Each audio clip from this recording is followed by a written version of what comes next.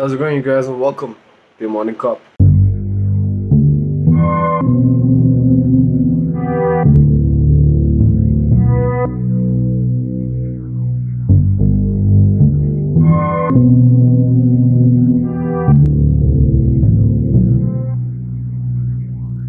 We start today off with even more fallout from the Capitol riots that happened.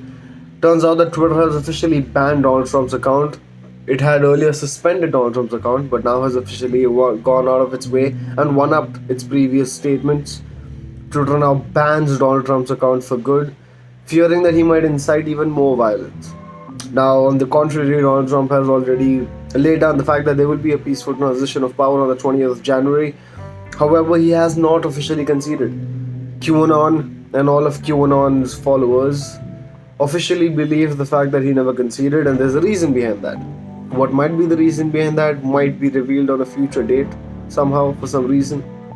But turns out that what the right would be doing, what the Trump supporters would be doing after everything that unfolded, it's still too early to tell. We move on to North Korea, and North Korea has just put out a statement declaring United States as its greatest enemy. Now, North Korean leader Kim Jong-un has always had certain issues with Donald Trump. We would hope that now that Donald Trump's presidency is coming to an end, that the relationship between the United States and North Korea might benefit a little. Turns out that North Korea has different plans, as North Korean leader Kim Jong-un clearly dictated that the biggest threat to its sovereignty is from the United States, and that it's going to do everything and anything in its capability to ensure that it deals with the United States and its interference. As a matter of fact, North Korean leader Kim Jong-un has also gone out of his way to say that he is going to double and significantly increase the nation's nuclear capabilities, with one of his first nuclear submarines officially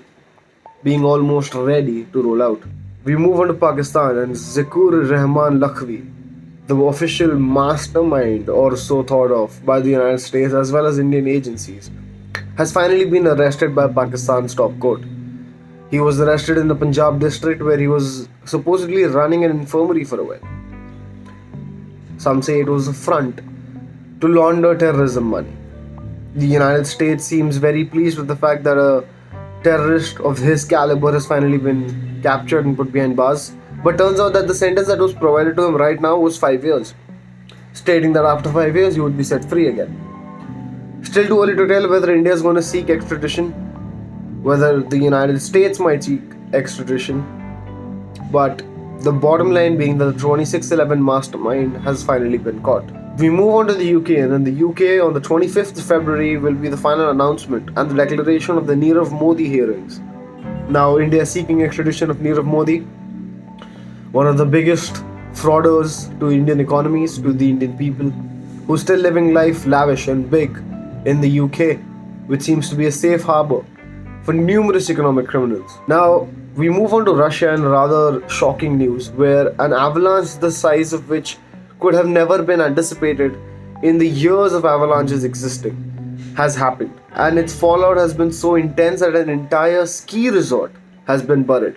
Rescue attempts are still underway, and the total loss of life or otherwise is still too early to tell. We move on to the final story of the day, and the final story of the day being that the new coronavirus variant that was still in the UK is still very much prevalent.